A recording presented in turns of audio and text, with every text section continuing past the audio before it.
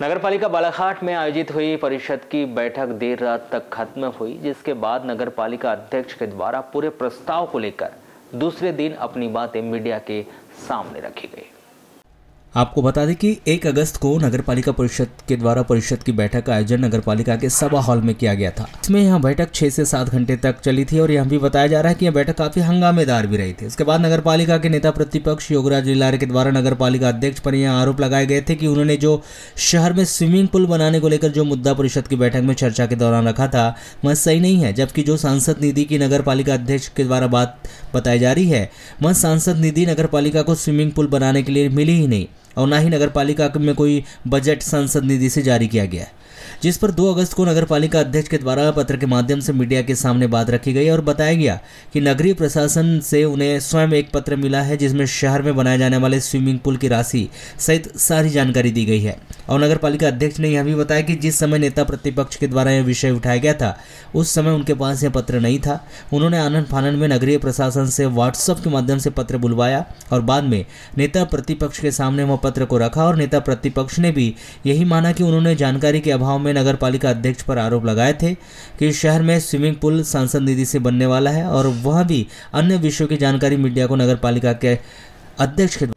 वहीं नगरपालिका अध्यक्ष के द्वारा बताया गया कि परिषद की बैठक में प्रधानमंत्री आवास को लेकर विषय उठाया गया था और यदि सही में नगरपालिका के कर्मचारी और अधिकारी ने कोई गलती की है तो निश्चित ही वह भी चाहती कि जिन अधिकारी कर्मचारी के द्वारा प्रधानमंत्री आवास की योजना में गड़बड़ी की गई है तो उन पर दंडात्मक कार्रवाई की जाएगी। इसमें कहीं से कहीं तक कोई भी अधिकारी को नहीं बख्शा जाएगा।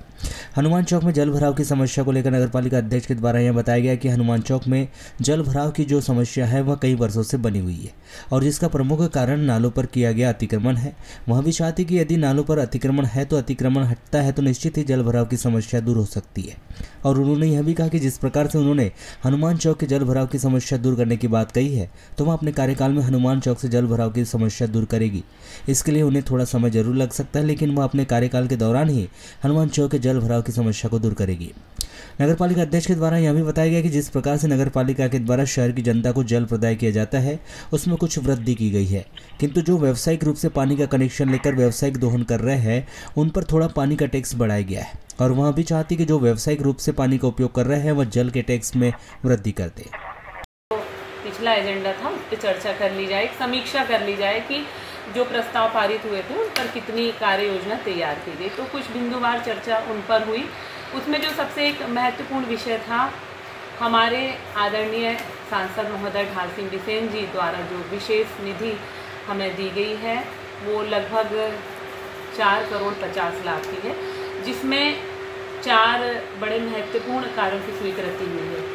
उन कार्यों की समीक्षा के लिए वहाँ पर कुछ सवाल जवाब भी किए गए जो शायद मैंने भी देखा है कि हमारे समाचार पत्रों में और मीडिया के माध्यम से आप लोगों ने प्रकाशित किए हैं।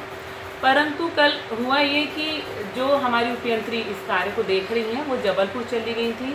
और हमारे अधिकारी भी इसका ठीक ढंग से जवाब नहीं दे पाए। आनन फानन में मैंने तुरंत में जबलपुर भोपाल संचालनालय से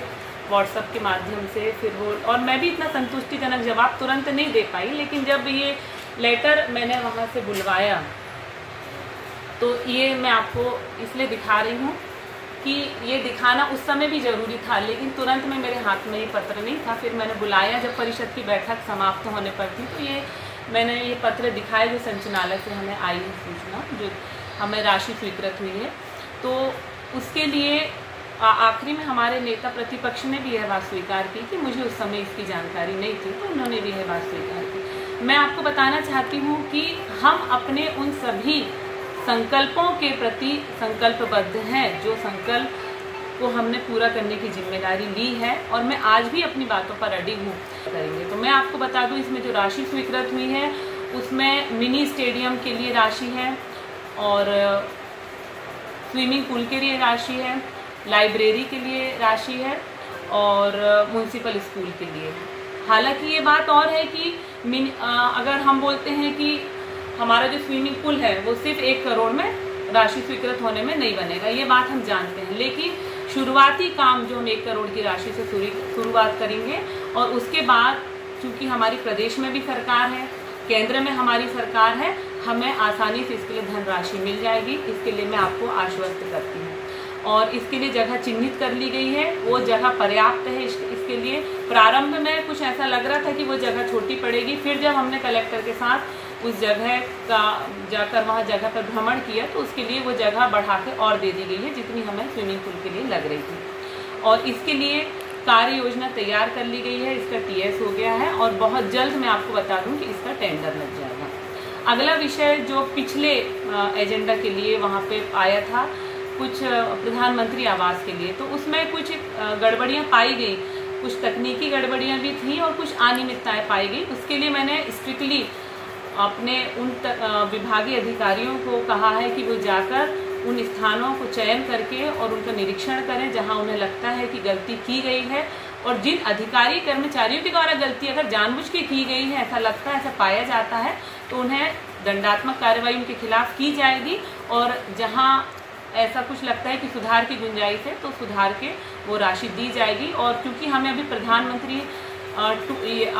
निवास आवास योजना 2 पर भी काम करना है, इसलिए हम जल्दी से जल्द इस 1 के काम को पूरा करके और उस फेज़ 2 पर जाएंगे।